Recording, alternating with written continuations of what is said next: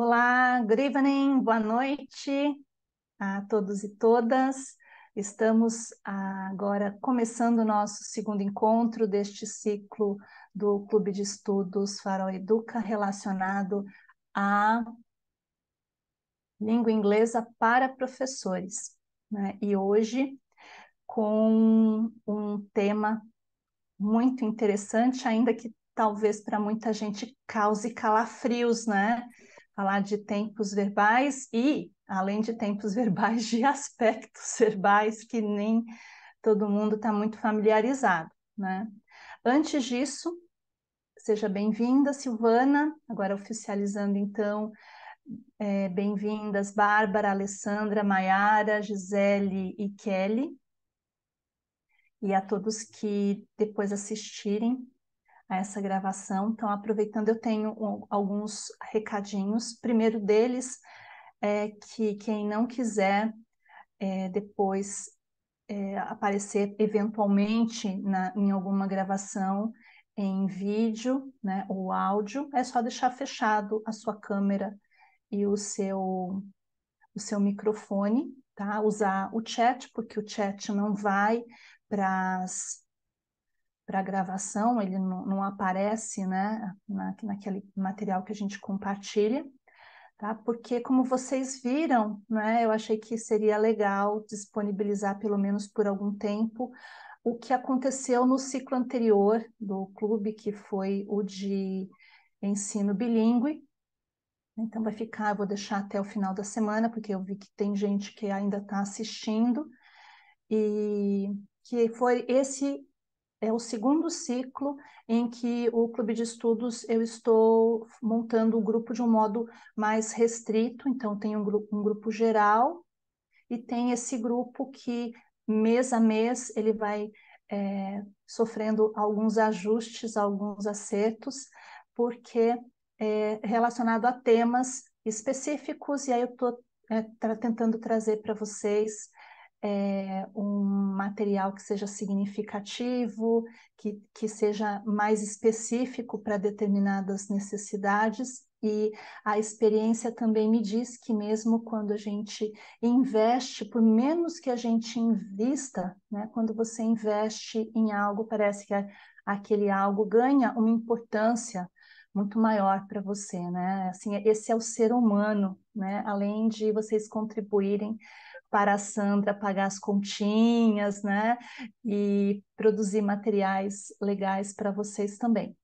Então, esse era um recadinho. Então, fiquem à vontade com o uso de câmeras e microfones, mas lembrando que eu pedi, inclusive, naquele material que foi disponibilizado pelo Instagram e pelo Facebook, são alguns recortes, nós fizemos recortes que, não sei se vocês perceberam, tinham cortes ali justamente para tirar alguns comentários, a imagem de participante, já que eu não tinha falado nada. Então, é por isso que nós tivemos esse cuidado, tá, de fazer esses recortes, porque, enfim, né, nós temos aqui direitos de imagem e de áudio que precisam ser respeitados, né, e as coisas têm que estar às claras, né, para que todo mundo saiba o que está acontecendo. Para alguns, é lógico que ninguém está sendo constrangido nem nada, mas tem pessoas, e é um direito que a pessoa tem, de não querer ter a sua imagem divulgada, ou a sua voz divulgada, enfim, tá bom? Então, só fica esse aviso. O segundo aviso é que tinham comentado a respeito de certificados, né, para esses encontros. Eu vou fazer da seguinte forma: ao final, pós-quarto encontro, ou no quarto encontro, eu vou disponibilizar no grupo onde vocês estão um questionário, um pequeno exercício. Na verdade, eu acho que vai ser um exercício, tá? Um texto que vocês vão para quem quiser certificado, aí a pessoa vai responder a esse exercício, que provavelmente eu vou colocar no formulário. E aí, para quem respondeu, eu entendo que a pessoa precisa de certificado. Se você não quiser responder, não precisa responder, mas aí não tem certificado. Aí eu acho que a gente agrada a todo mundo, né? E fica mais fácil também de fazer um controle de quem precisa, quem não precisa, quem está presente, quem não está presente. Então, aí a gente consegue, inclusive, atender a quem, por razões de trabalho, está estudando, não consegue participar aqui desse momento ao vivo, mas que também gostaria e está assistindo e também merece o certificado de participação, como se fosse realmente uma aula gravada, né, como acontece em muitos lugares. Eu acho que a gente consegue resolver todos esses, esses assuntos, tá? Essas especificidades.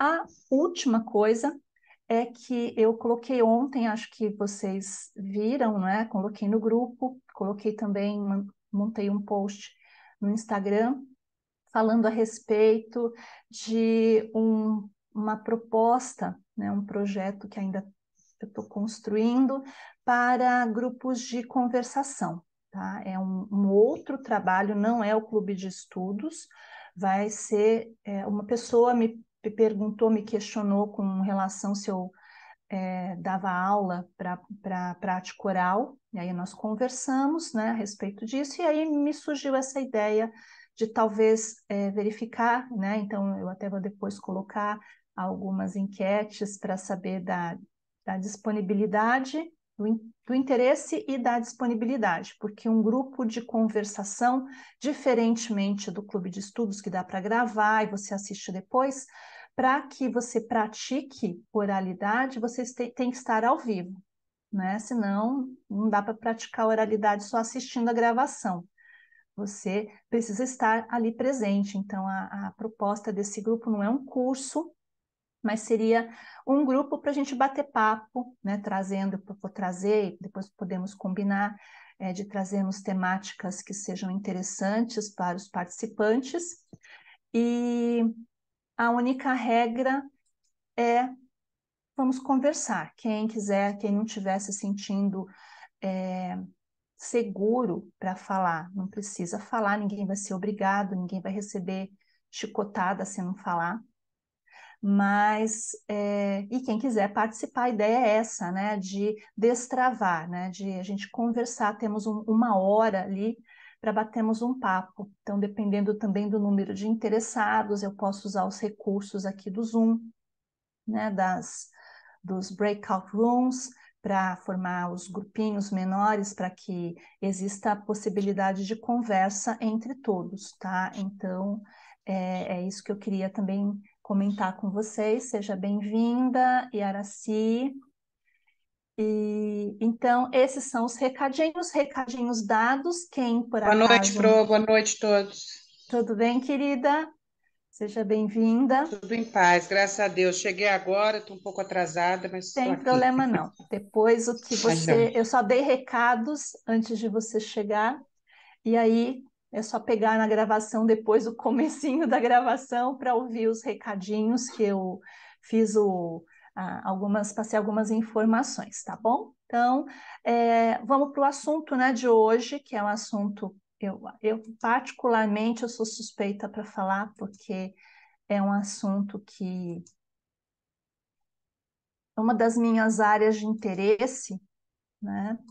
Então, deixa eu pegar aqui um slide, prontinho. Hoje a gente vai falar sobre tempos e aspectos verbais, certo? E aí, o que eu vou fazer, né? Para falar a respeito disso, né? Conforme acho que quem assistiu àquela aula aberta que eu fiz há 2 semanas atrás, pelo YouTube, eu falei a respeito dos estudos funcionalistas, né? Então, a minha proposta de apresentação da questão de tempos e aspectos, ela é baseada na proposta funcionalista, tá? Nos estudos funcionalistas, e eu vou usar, em particular, para esse encontro de hoje, eu vou usar dois materiais, um que eu inclusive mostrei nesse encontro, nessa aula aberta, que essa gramática é um tipo de gramática, né? Não tem cara de gramática, né? Eu até disponibilizei para vocês, eu tenho um arquivo desse material em PDF, que era esse um outro recadinho. Eu abri uma pasta no Drive e compartilhei com vocês o link dessa pasta, onde eu vou colocar as apresentações, esses 2 arquivos que eu estou utilizando para esse encontro de hoje também já estão lá. Então, é um jeito é um repositório, né? Quem tiver interesse, quiser pegar o material, vai lá e acessa essa pasta do Drive para poder acompanhar, utilizar.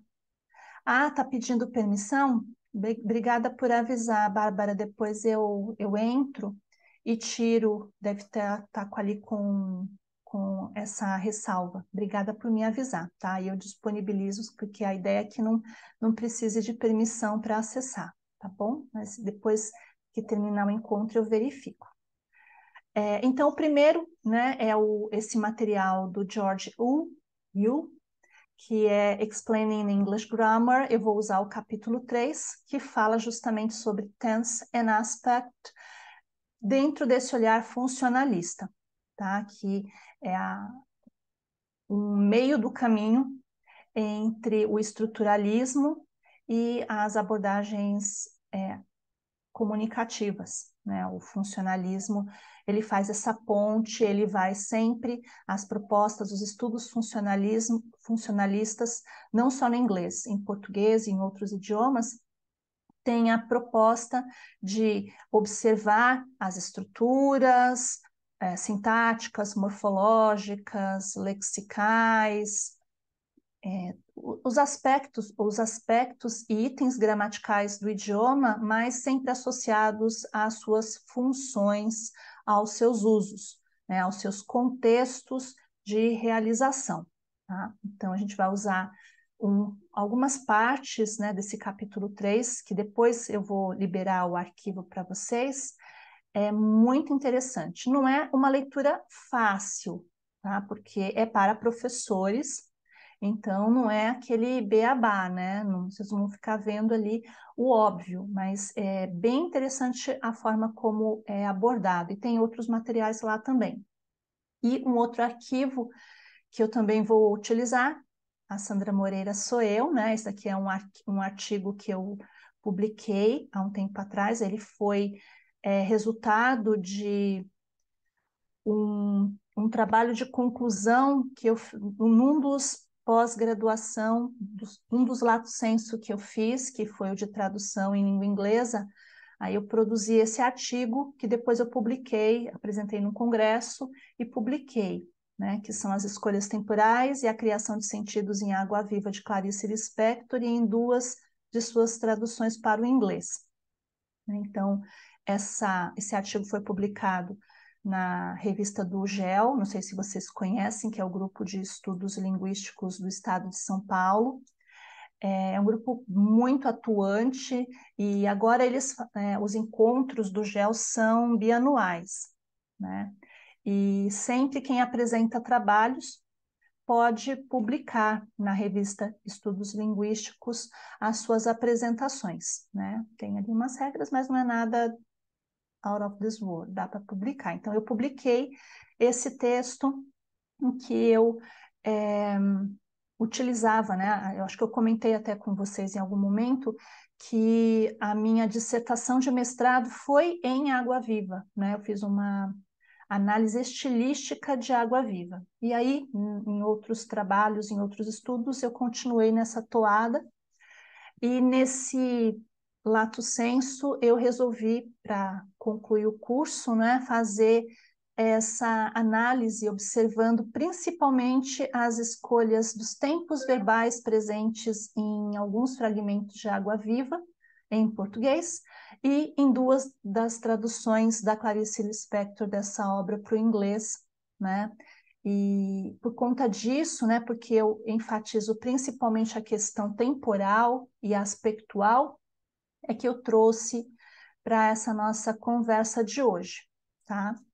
como eu disse para quem estava aqui antes, é um assunto que me é bastante caro, assim, eu me interesso bastante para falar de tempos e aspectos. E aí eu trouxe a definição de tempo que o Yule traz e a que eu pesquisei a partir de algumas referências onde eu estava estudando, né?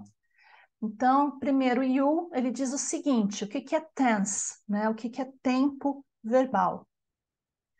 The basic distinction in English is marked by only two forms of the verb, the past, I lived then, and the present tense, I live here now. O que ele está dizendo, né? Que para muitas pessoas é assustador, quem foi meu aluno ou é meu aluno, eu já comentei a respeito disso, né? Que para alguns pesquisadores e principalmente estudiosos e gramáticos e linguistas funcionalistas, tempos em inglês e em português, também isso acontece, são dois, né? O presente e o passado, tá?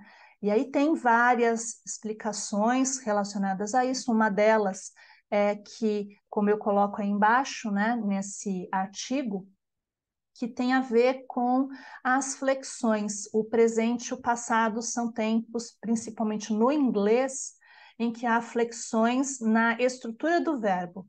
Os outros, né, que a gente chama de tempos, o futuro, o condicional, os perfects, os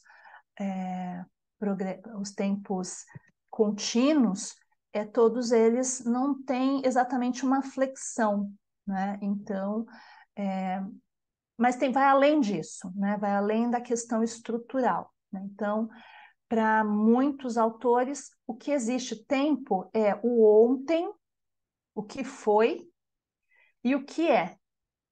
O futuro é expectativa, e o que outras estruturas que nós chamamos de tempo, eles vão chamar de aspectos, tá? A gente vai chegar lá.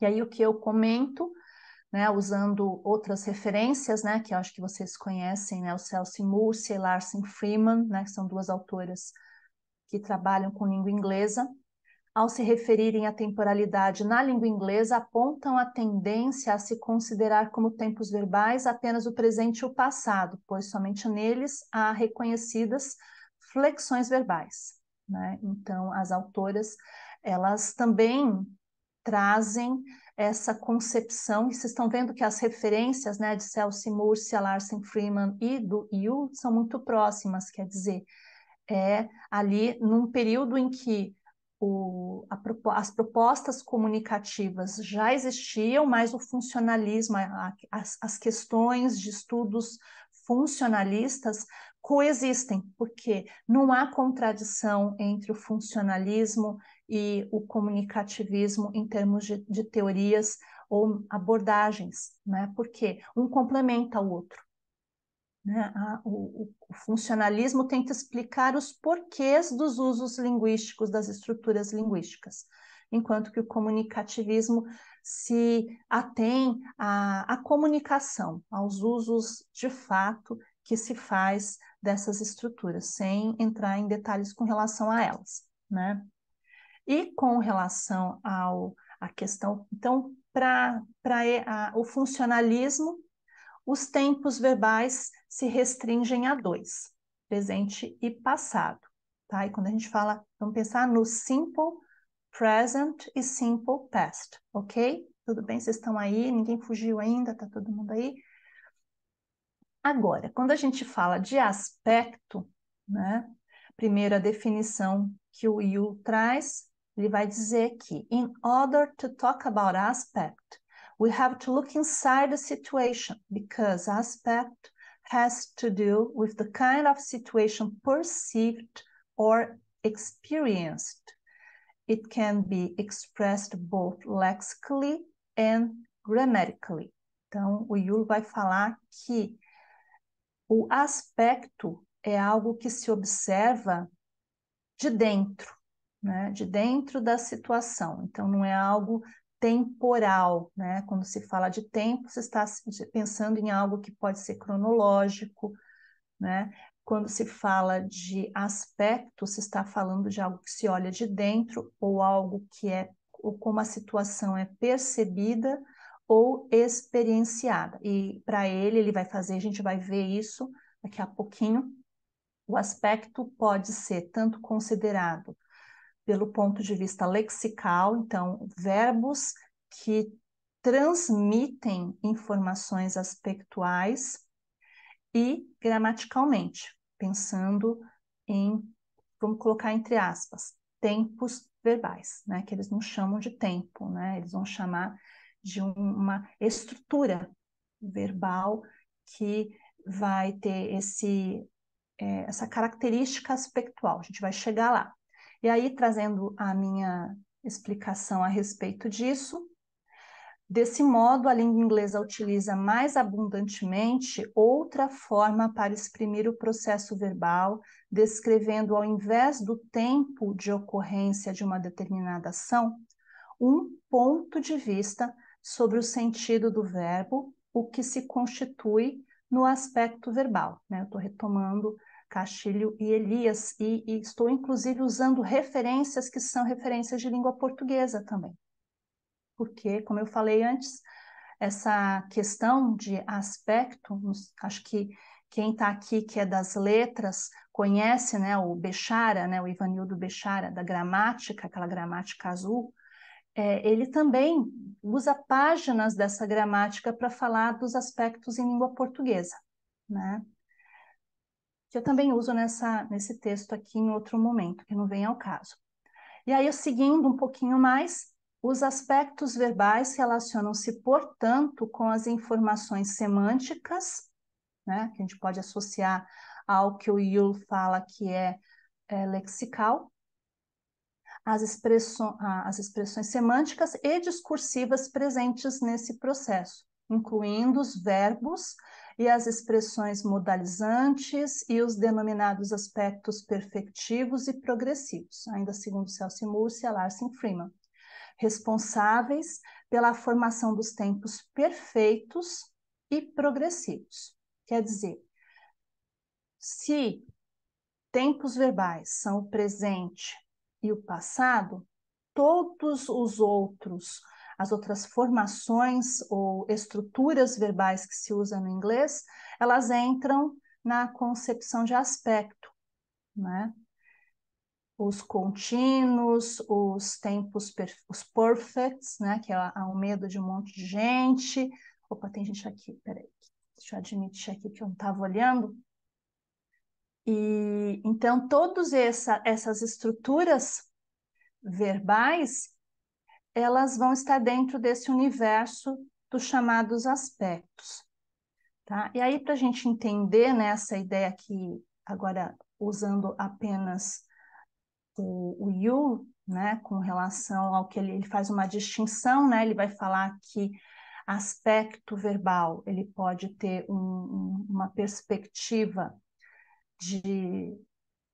da significação lexical, né, a significação do próprio verbo, que carrega um olhar, uma perspectiva, né, muito mais do que só a ação, e também a questão que é chamada de aspecto gramatical, que são principalmente os tempos, né, o contínuo e os tempos perfeitos, né? Então, ele vai primeiro separar algo, assim, mais ou menos uma revisão, né? Os verbos, a gente sabe que os verbos que são verbos nocionais, né, aqueles verbos que carregam significado, eles se dividem, né, em subcategorias, né? Então, você tem ali, de um lado, os verbos que são verbos de ligação, que o carro-chefe é o verbo to be, né? E os outros verbos, que a gente chama de verbos nocionais, ou verbos lexicais, eles trazem significados e se subdividem, né? Nós temos os verbos que referem-se a estados, emoções ou estabelecem relações, que em inglês a gente chama de stative verbs, né? Que não são verbos que implicam em ação, em movimento. Então, quando eu digo I know the answer, but I hate tests, os verbos I know, né, o verbo saber, conhecer, e o verbo detestar, odiar, eles não são verbos de ação? Não. Qual que é a ação de conhecer? Né? É uma questão, é um verbo que envolve o cognitivo, né? É o ato de pensar, né? Então, relacionado a processos internos, né? Como o verbo understand, o verbo compreender, think, né? O verbo pensar, thought, passado, falei, né? Find, né? Achar, né? Perceber, hate, love, são verbos que são chamados de stative, né? Por isso que esses verbos, né, muitas vezes gramáticos, a gente mesmo, quando vai ensinar, você recebe lá no seu material falando que com esses verbos você não usa presente contínuo ou passado contínuo. Não tem Sim? gatinha, só que tem um vestidinho assim para botar por baixo desse. Ah, não, Deixa tipo, eu só fechar aqui o microfone que abriu sem querer, né? Para não ter, não ficar truncado, né? Então, esses verbos, eles não correspondem a nenhuma ação, né? Também o verbo have, né? They have many friends, né? Que estabelece relações ou posse, né? Então, não é ação, né? Então, esses são verbos chamados de lexicais, né? E que eu estava comentando, né? Que às vezes você ouve muitas vezes que não pode usar o tempo contínuo, né? Como nós falamos em português. Ah, eu estou entendendo, né? Em inglês não é muito comum, é usado em situações muito específicas o gerúndio, né? O tempo contínuo para esses verbos que são chamados de stative. Por quê? Você usa o contínuo para indicar como uma ação acontece. Agora, como que você vai indicar como o pensamento acontece, que está dentro da cabeça, ou como a emoção se desenvolve, né? Então, não é algo que você consiga fotografar, né? Porque é um processo interno, né?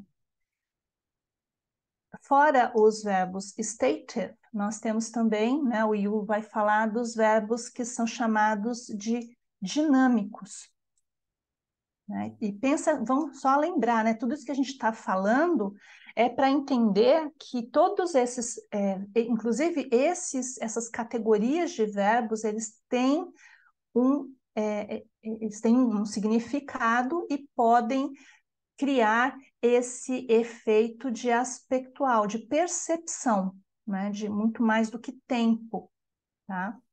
Não significa que a gente não possa usar esses verbos para no presente, como nós usamos no presente, no passado, indicando quando aquilo que a gente está dizendo ali aconteceu ou acontece, tá? Mas eles também podem contribuir para essa questão que é aspectual e não temporal, tá? A gente vai, acho que já está dando para perceber que as duas coisas acontecem simultaneamente, né? E há os verbos chamados de dinâmicos, ou os action verbs. Então, a gente tem stative verbs e tem dynamic verbs, que expressam ações, né? Simplificando, eles servem para indicar ações. Então, aqui tem um exemplo. When she kicked the ball, it hit the window and smashed the glass. Quando ela chutou a bola, bateu na janela, a bola, né, bateu na janela e esmagou, destruiu, quebrou o vidro, né? Então a gente tem ações que podem ser o quê? Pontuais, né? She kicked the ball. O verbo chutar, ele é pontual, né? É um momento, né, do chute, né? Dar um soco em alguém, é um momento, né? É um verbo que indica uma ação que é uma ação que acontece e normalmente acontece rápido, né? Chutar é rápido, né? Socar alguém é rápido. Você cair, caiu, tropeçou e caiu. É rápido, são segundos, né, que marcam a duração dessa ação. Por isso que eles são muitas vezes chamados de non-durative, que são verbos que não têm uma extensão longa. Olha só a ideia de semântica deles.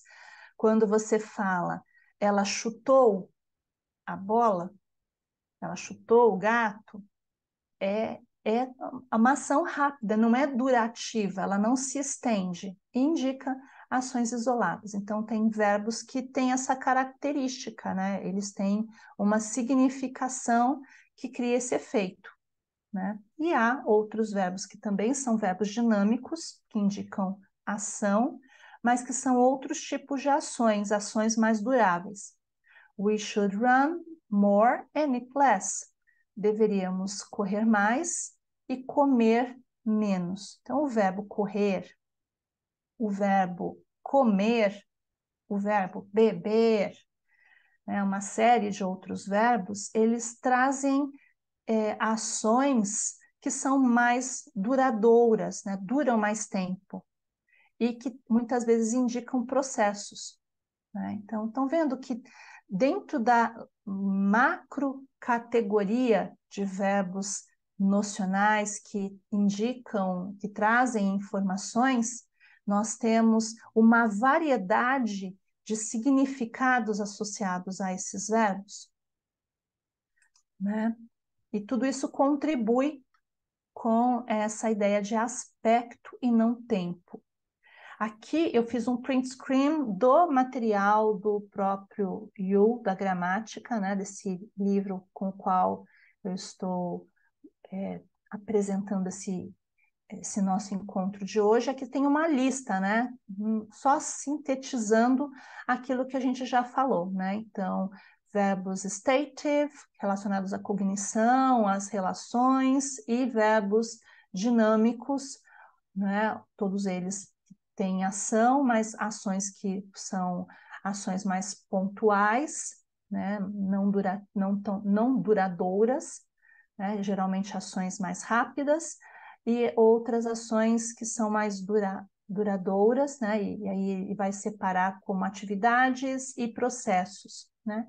Fica para vocês depois olharem, né? Observarem, porque eu queria comentar agora principalmente a questão aspectual gramatical, que está relacionada a duas construções verbais que são bastante utilizadas. Talvez essa primeira, né, que são o tempo progressive, que é o continuous, um pouco menos que a dos perfects, né? Por isso que eu estou gerenciando aqui o meu tempo para poder falar mais dos perfects, né, que é o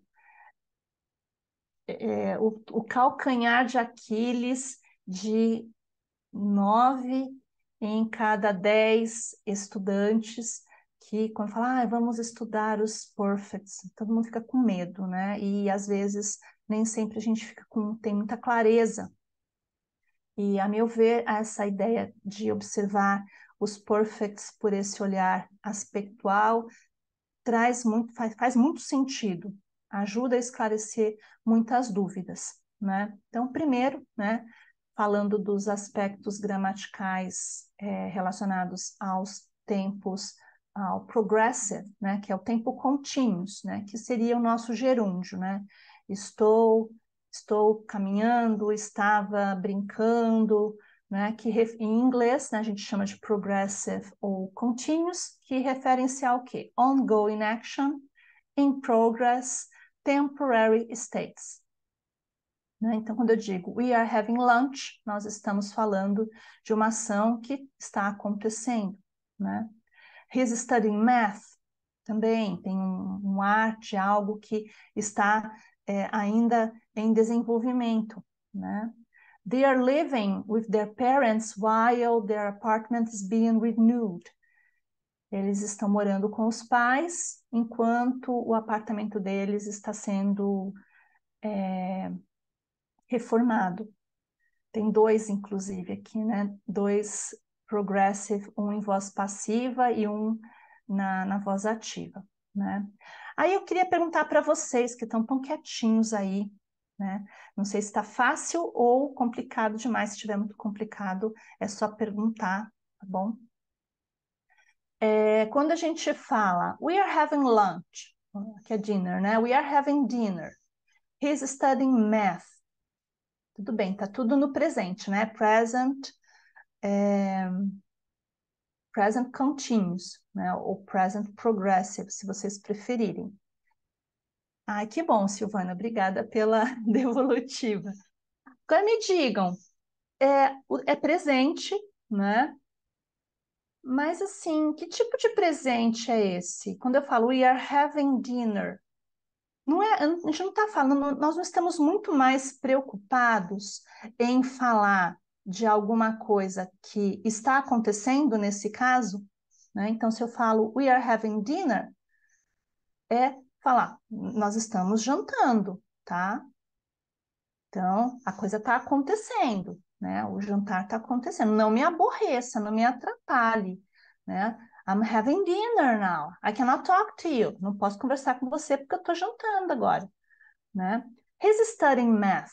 Às vezes, a gente usa o present continuous, nesse caso, e não necessariamente o cidadão está estudando exatamente naquele momento. Ele está fazendo um curso de matemática, por exemplo. Eu posso dizer, my son is studying math at college, at university. Então, às vezes eu sei que quando a gente vai explicar os tempos verbais, né? Então a gente usa o presente contínuo para ação, uma ação que está acontecendo, né? Sim, muitas vezes sim, né? A Silvana até colocou ali.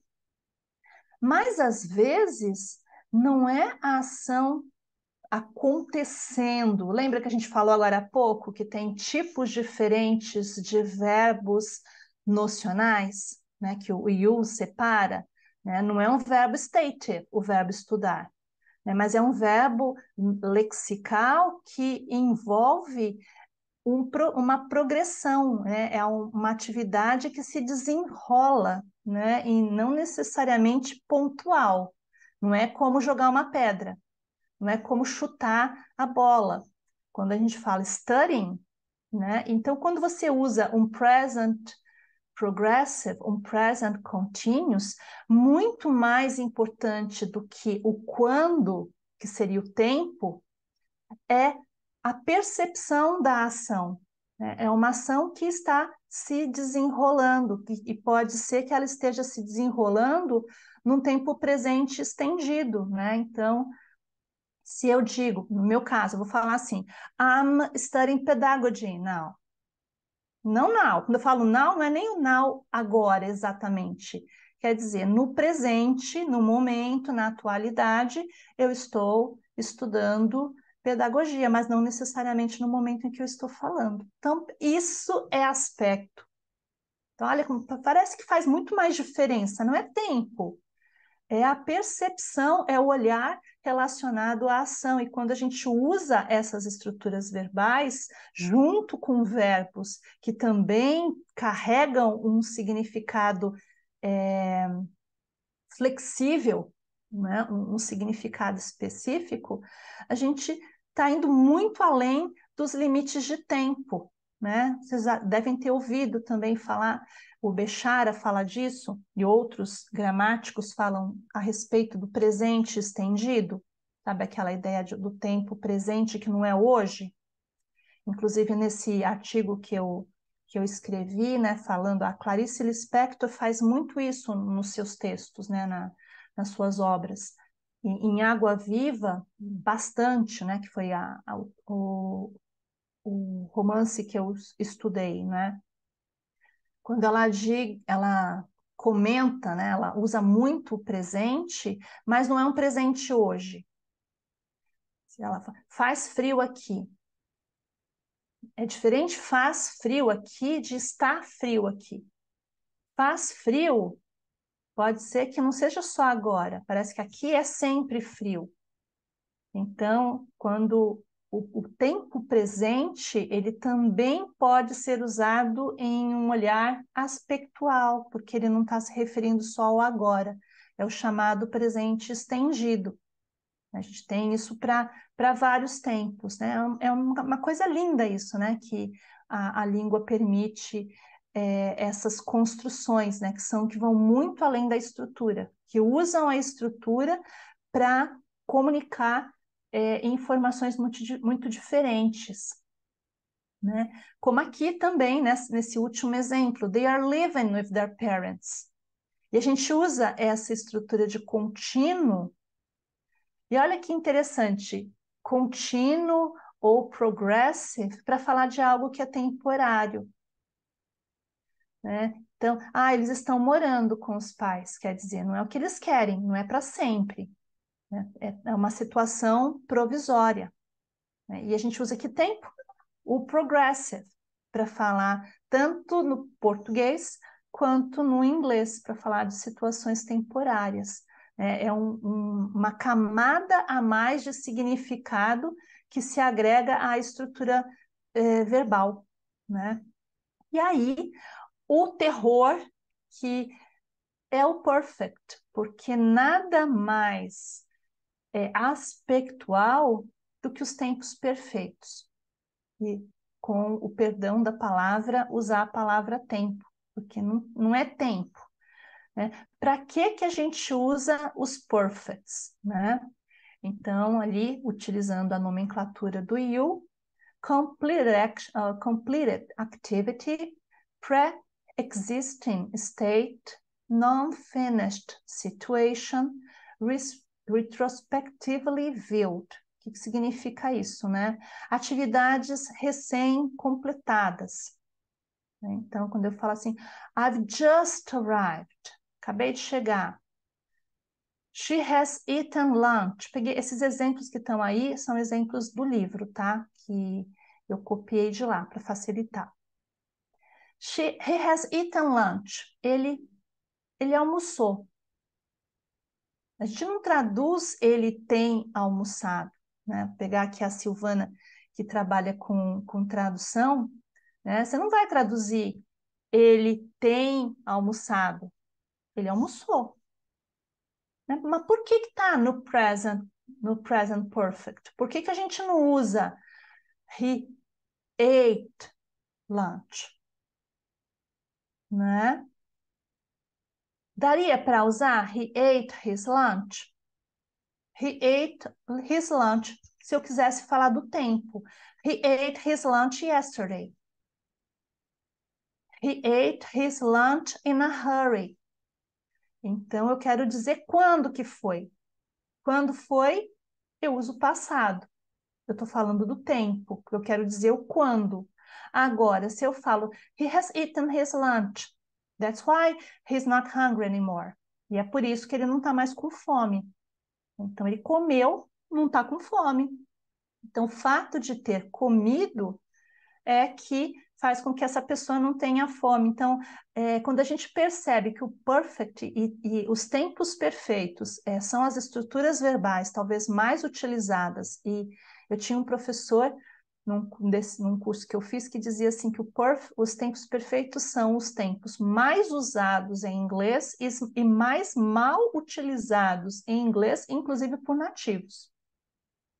Porque a gente tem aquela regra, na dúvida usa perfect. E nem sempre serve, mas muitas vezes serve.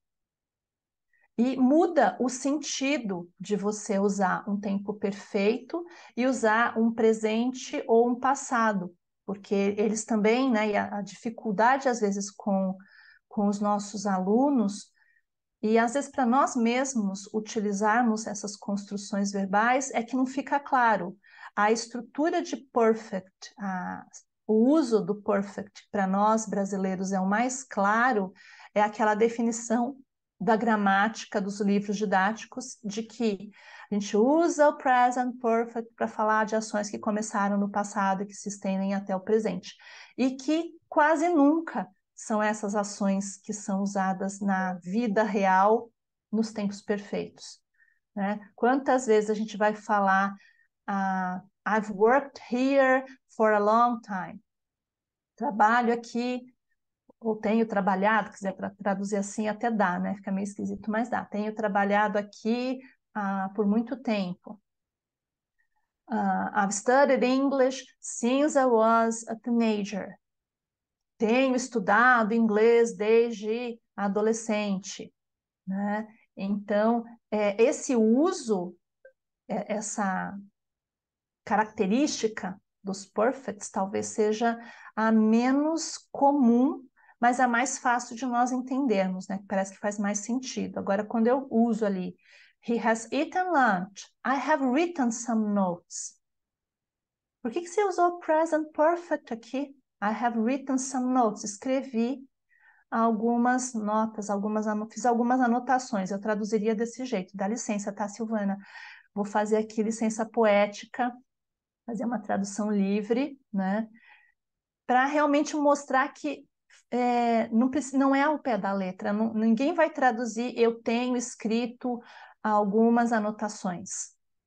Eu tenho feito algumas anotações. A gente traduz, eu fiz algumas anotações. Por que que a gente aqui também usa um perfect e não um tempo passado? Eu fiz as anotações, elas estão aqui, ó. Eu fiz, né? Então imagina aqui, essas aqui são as minhas anotações, né? Fiz, estão aqui. O ato de escrever, ele já aconteceu, né? Até o verbo write, né? O verbo write, e é daqueles verbos que é interessante, né? Porque ele tem uma certa duração, né? Porque você não escreve em 2 ou 3 segundos. Rabisca em 2 ou 3 segundos, é outro verbo. O verbo escrever indica processo, né? Então, normalmente, a não ser que você queira dizer quando algo foi escrito. A gente usa o passado, lembram? É tense. Eu uso o passado para dizer quando. Por isso que a gente, para simplificar a vida, né, nos cursos de idiomas, nas formações, a gente usa, fala assim, você usa passado quando tem a informação temporal, né? Só que às vezes na vida nem sempre aparece explicitamente a informação temporal, ela está implícita, ela está no significado. Então, eu estou contando de algo que eu fazia quando era criança, eu posso dizer, oh, I wrote many texts when I was a child, but I don't have any more of these ones. Não tenho mais nenhum deles, né? Eu escrevi textos, sumiu, não sei onde estão. Então, eu queria dizer quando. When I was a child, I used to write. I wrote texts. But if I say I have written some notes, it means these notes are here, are now, are important. Então, quando eu falo eu escrevi, fiz anotações usando um present perfect, não é só o ato de escrever que importa, é o resultado desse ato, né? As anotações estão aí e vão ser utilizadas de alguma forma. Olha que barato, né? Não sei, eu acho muito bacana isso daqui, né? We have known each other for many years.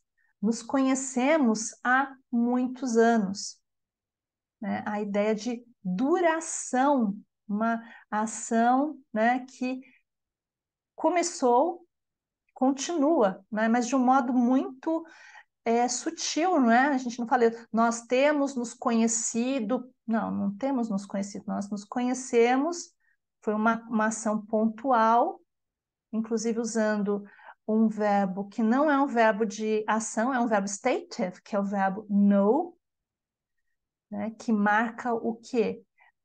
Um ato que é cognitivo, que é de relação, né? E que se estende, né? Então, isso é present perfect. Olha que bacana. She has been ill.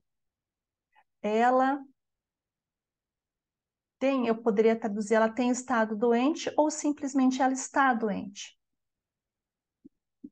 E quando eu uso um present perfect, fica muito claro no inglês, para um falante ou para um ouvinte, se você diz para alguém em inglês, she has been ill, essa pessoa, o seu interlocutor, não vai perguntar se a pessoa ainda está doente. Ah, ela melhorou? Não, ele já sabe que ela não melhorou. She has been ill significa ela está, ela esteve e continua. Né? Então, só para esclarecer para vocês, né, eu mostrei no início que eu fiz um artigo que foi o meu trabalho de conclusão de curso, né, com relação à tradução. Por que eu resolvi fazer esse trabalho com as traduções de Água Viva da Clarice Lispector? Porque traduzir a Clarice, né, que tem uma escrita muito peculiar, muito diferente, né, no sentido não de usar palavras complexas, mas de deixar muitas ambiguidades, né? Então, o texto da Clarice é muito ambíguo.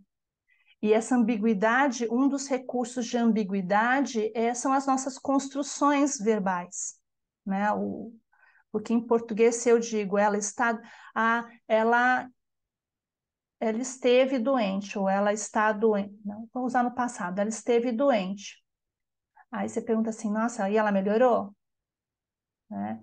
Agora, se eu falo em inglês, she was ill, ou she has been ill, são informações que a própria construção verbal já me diz. Se eu usei no passado, ela não está mais doente, né? Melhorou, morreu, mas enfim, doente não está mais. Né? Agora, se eu falo she has been ill, eu já sei que a doença, o estado de doença continua até o presente. Começou em algum momento que não importa e que continua até o presente. Então, na Clarice Lispector, isso é muito complicado para os tradutores, porque quando um tradutor decide usar um perfect para traduzir a estrutura da Clarice, ou não usar um passado, ele transforma a dúvida em uma certeza.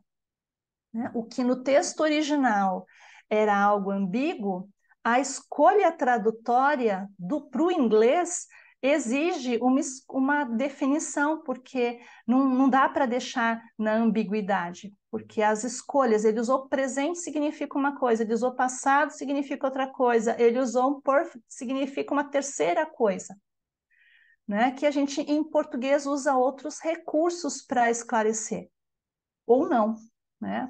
No caso aqui do texto literário, a ideia era deixar ambíguo para que o leitor tirasse suas próprias conclusões. Só que o leitor do texto da Clarice Lispector, Água Viva, em inglês, ele acaba não tendo essa opção de conviver com a ambiguidade. Porque a escolha do tradutor, e aí não tem certo ou tem errado, ele tem que escolher, não tem jeito, porque a língua é desse jeito. Né? Então, o aspecto, né? E eu acho que isso, no meu caso, né? Falando de um trabalho de análise literária voltada para a tradução, né? Essa observação aspectual, eu acho que é muito interessante, responde muitas dúvidas. Eu acho que para professores, para ensinar, no momento em que eu comecei a estudar a respeito disso e entender essa questão, essa distinção, e me parece muito significativa, ela responde muitas das nossas dúvidas quando a gente está apresentando os tempos perfeitos para os nossos alunos, né? Porque não dá, o perfect não é tempo, ele de fato é um olhar, é uma percepção de como essa ação acontece, se ela se completou, se ela recém se completou, se ela se desenvolve ao longo do tempo, né? Então, são olhares relacionados à ação que se incorporam à construção verbal, assim como acontece também no progressive, assim como também acontece no future, no futuro, assim como também acontece com os verbos modais, né? Quando eu digo It can rain tomorrow. Né? Pode chover amanhã. Can está sendo usado com uma função de possibilidade associada ao futuro. Agora, se eu falo assim, can you help me? Você pode me ajudar? Agora, can virou, não é mais possibilidade. Estou pedindo ali um favor, uma gentileza, né? Então, olha só, né? A modalização também é bastante aspectual, né? Tem pouco tempo e muito aspecto, né? Vocês querem perguntar, comentar alguma coisa? Olha, falei muito, hein? Eu disse que eu gostava desse assunto, né? Eu tentei resumir ao máximo, né? Porque é um tópico muito amplo, muito grande, mas eu acho que é muito interessante e importante. É lógico que você não vai explicar nada disso para os seus alunos, eles não têm que saber que é aspecto, que é tempo, mas quando a gente sabe disso, e isso faz sentido para a gente consegue encontrar recursos e ferramentas para explicar, para tirar as dúvidas que eventualmente os seus alunos tenham, ou se eles não tiverem, só o fato de você saber te dá uma tranquilidade enorme para falar a respeito desse assunto, para pensar, né, nessas questões. E era isso que eu queria trazer para vocês nessa noite. Não sei se vocês querem perguntar, tem alguma dúvida, algum comentário? Era isso. Espero que tenha sido útil. Se alguém quiser falar ou quiser escrever no chat, fiquem à vontade. Então, enquanto eu estou esperando aí, só lembrando, né? Vou depois entrar no Drive para desbloquear essa restrição, né? Que a Bárbara comentou que está pedindo autorização para acessar a pasta. Eu vou tirar essa restrição, tá bom? E agradeço a presença de vocês nessa noite. Se tiverem qualquer dúvida, se depois lembrarem de alguma coisa, entrem em contato, tá? Mandem mensagem. Boa noite para vocês. Obrigada a participação e bom descanso. E até a semana que vem, se Deus quiser. Beijos e abraços a todos vocês. Boa noite, queridos. Obrigado pela presença, pela participação. Até mais.